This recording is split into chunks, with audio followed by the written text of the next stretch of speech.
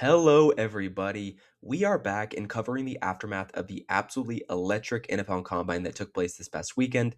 It was very historic and one of, if not the best draft class in terms of overall athleticism at each and every position. We had guys breaking records everywhere you look. Seems like guys get more and more athletic every single year. The record for the tight ends was broken for the 40-yard dash. It was almost broken for the quarterbacks as well, very close there. Some ridiculous vertical and broad jumps from pretty much every single position. We got the most athletic running back ever in terms of relative athletic score or RAS, which was really, really exciting. And what I'm doing for you guys today is giving you the 7 most important takeaways from the NFL Combine. We got some good confirmation on a lot of these prospects for Dynasty and our upcoming rookie drafts. Final measurements, some players who surprised with good testing numbers as well. All the good stuff. So with that being said, let's get right into it. Let's kick this thing off with probably the guy people are going to be talking about the most, and definitely the guy that people are talking about the most right this moment, and that is Kenyon Sadiq.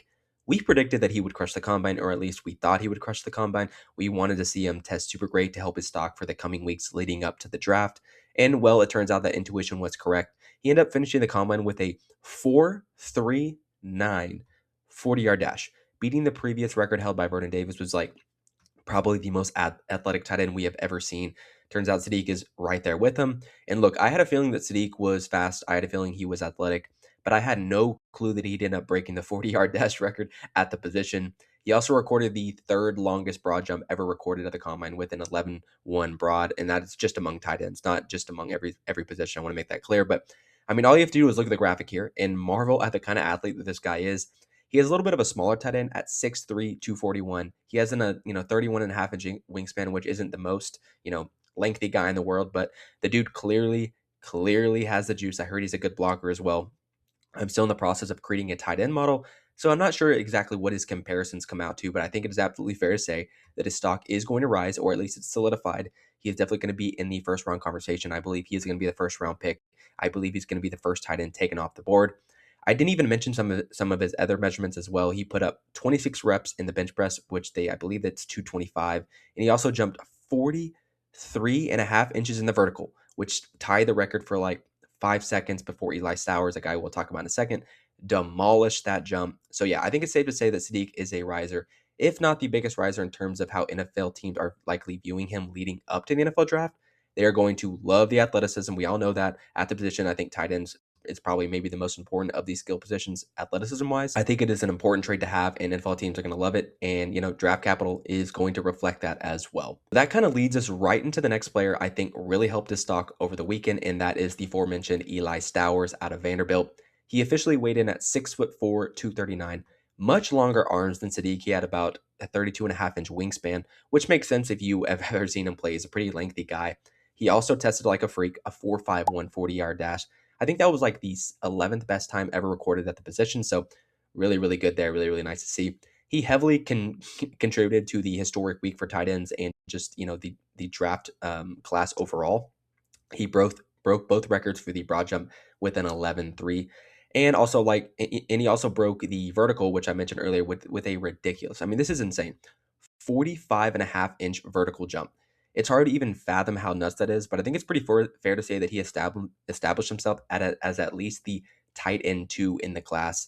I believe he is ranked that way on NFL mock draft database and on PFF's big board, which is a good indicator just, how teams, kind of what the consensus is right now on these players. He is anywhere from the 48 to 58 range. I think he'll probably end up going in the top 50. That probably just rises, like I said, just a little bit based on the measurements, the testing numbers that we saw come out from him over the weekend. And I wouldn't be shocked if a team that takes a swing on him at the end of round 1. I think that's something to note there. We all know the Broncos have a hole at that spot, and they could be the ones that pull the trigger at the end of round 1. You just kind of never know. We see surprises every single year with the NFL draft, so I am not ruling it out just this moment. Likely, though, I think he comes off the board in the early to mid-second, kind of inside that top 50. There's just a handful of teams that, could use a tight end. The Bengals, the Saints, the Dolphins, the Buccaneers, and maybe even the Ravens could take a shot on him. I know Mark Andrews is getting up there in age, and he hasn't been as productive the last couple of years, so losing Isaiah Likely in free agency. He's an excellent pass catcher, and I don't know exactly how he is as a blocker, but he can help a lot of offenses out in a big way. So a big weekend for Eli Stowers, and another guy that I think rose his stock in a stock that's going to keep on rising as we get closer to the NFL draft. We're going to talk about some more winners or risers, and the next player specifically I want to spend some time on is wide receiver Casey Concepcion I can already tell that I'm going to exhaust some people with how much I'm going to be talking about him. He is the wide receiver out of Texas A&M, ranked inside the top 32 on the PFF board and mock draft database. He has been pretty much consistently mocked in the first round in most drafts that you see people do.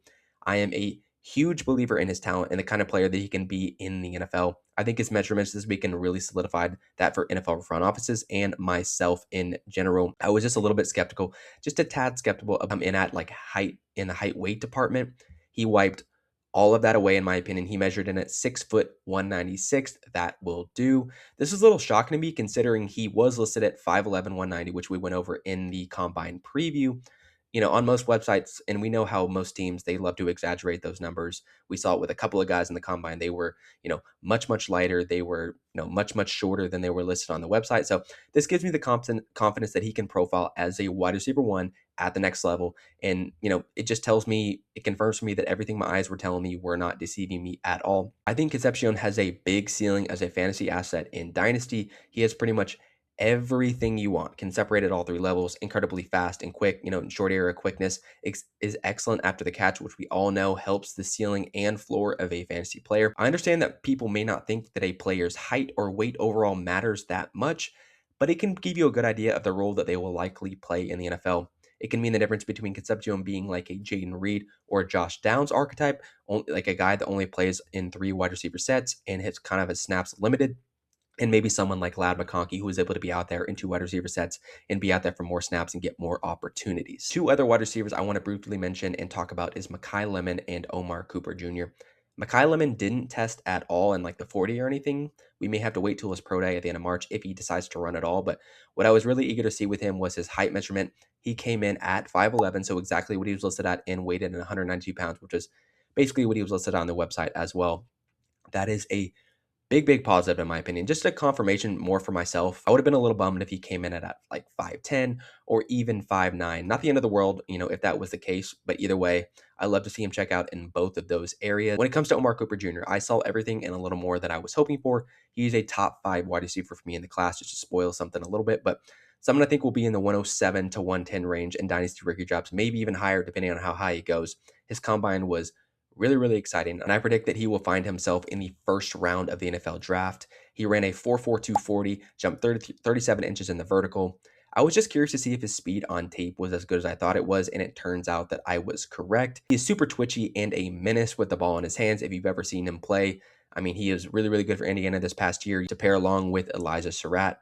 I would not be shocked if a team like the 49ers, the Bills, the Broncos, or Patriots, or even Seattle take him at the end of round one. I think he's that type of player. I think he's that type of prospect that where he can go there and, it will be validated just based on his testing numbers, just based on the player that he was this past year, based on what he can do with the ball in his hands. There are people even taking him inside the top 20, which it may be a little rich for me, but he's going to continue to rise, and I am all for it.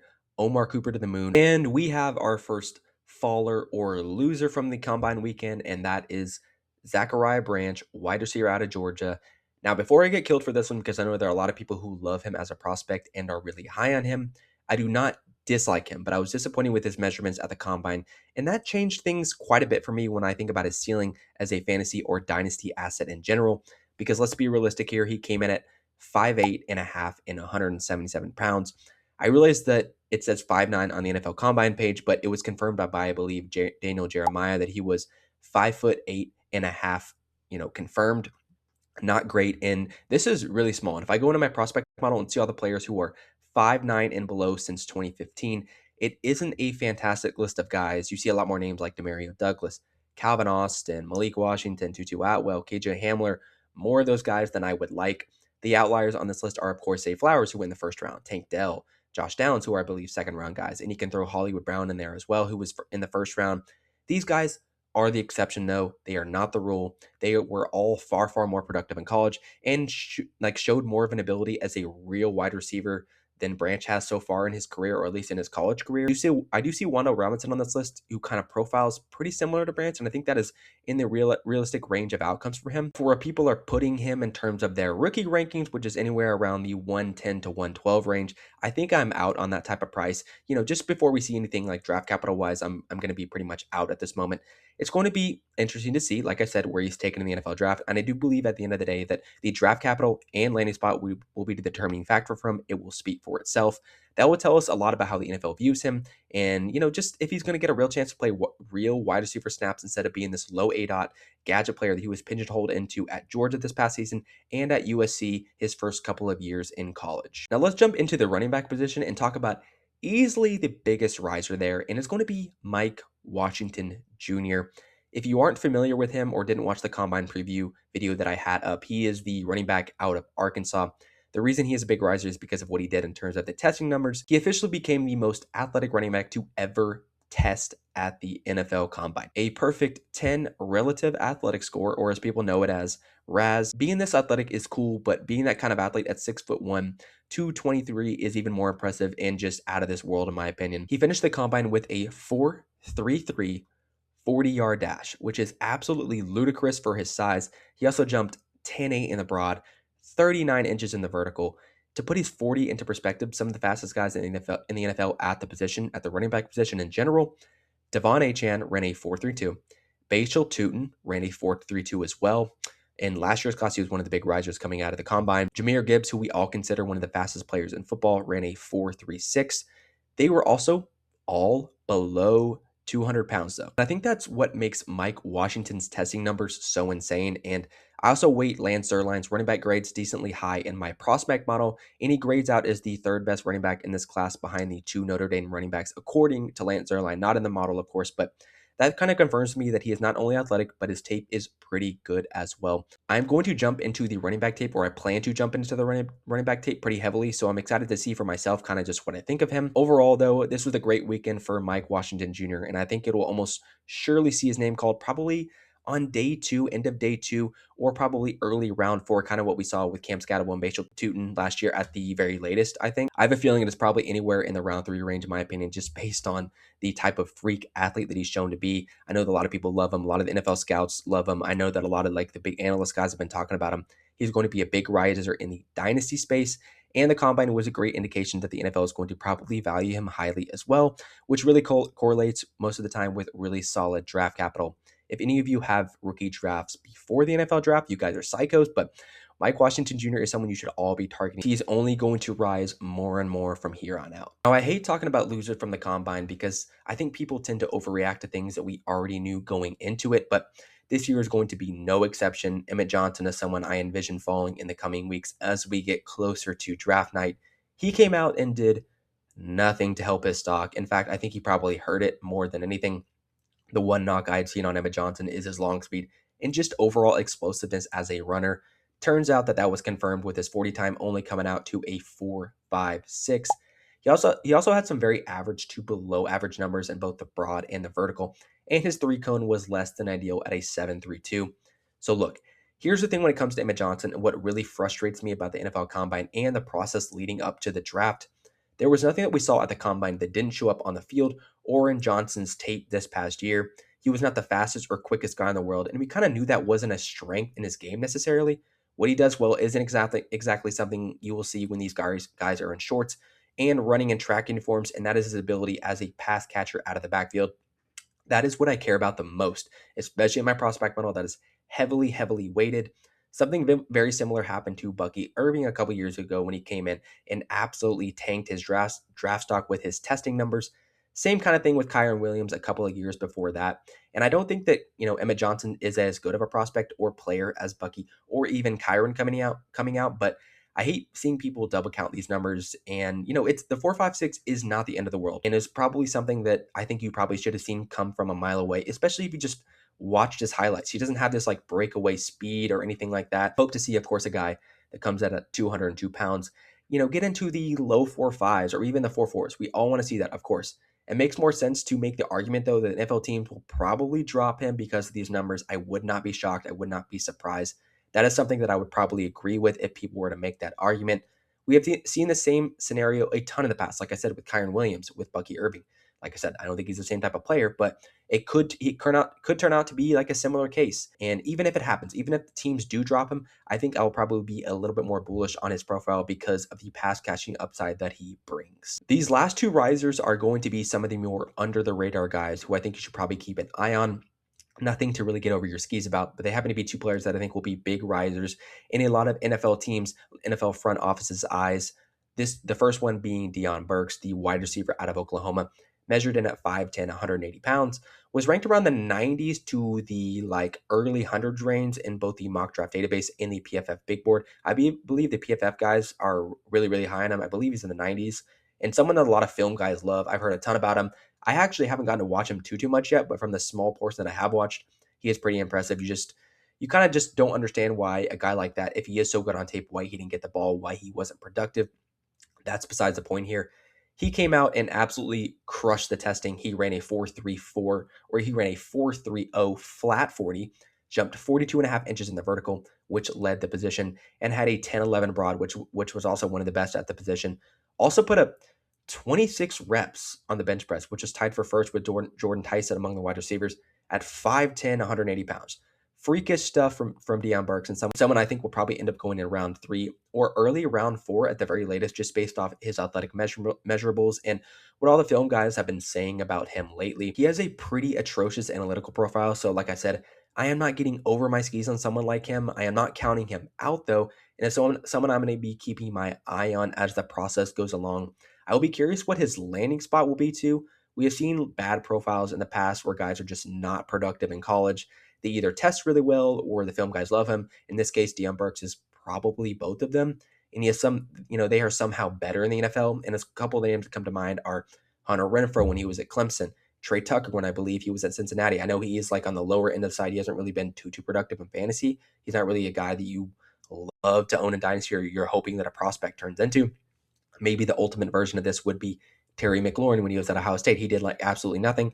He's been kind of one of the better, top 15 to 20 wide receivers in the NFL pretty much the second he came into the league. Kind of a hard projection and not one I will be hitching my wagon to. Just a name I think people should have in the back of their mind, especially if he gets respectable draft capital. Last guy I want to expose people to is Taylon Green, the quarterback out of Arkansas. And if you watch the combine, then you probably saw the insane numbers that he put up at 6'6".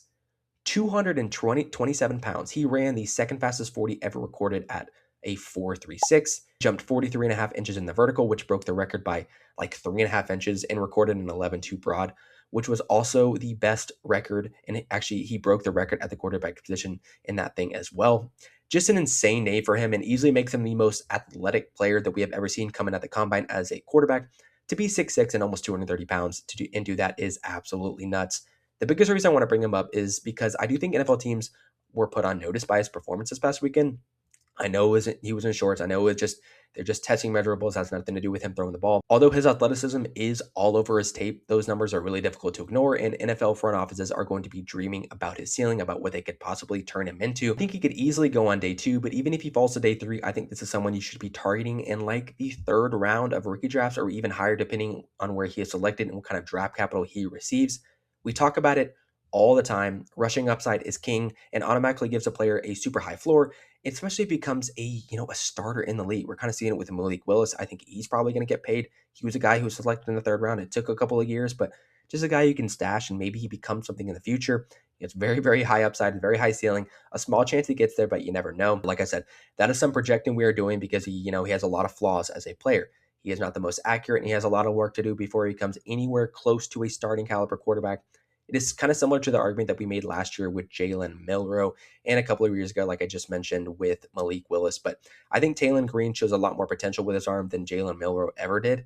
Keep an eye on some of the buzz for him leading up to the NFL draft. A lot of your league mates will likely have no idea who this guy is unless they watch the combine or, are kind of in the mainstream type of things. But that is where you can get the upper hand and take shots on Taylon Green like later in your rookie drafts. Stash him. He's a big projection, but we all know how much NFL teams love athleticism, and especially so at the quarterback position.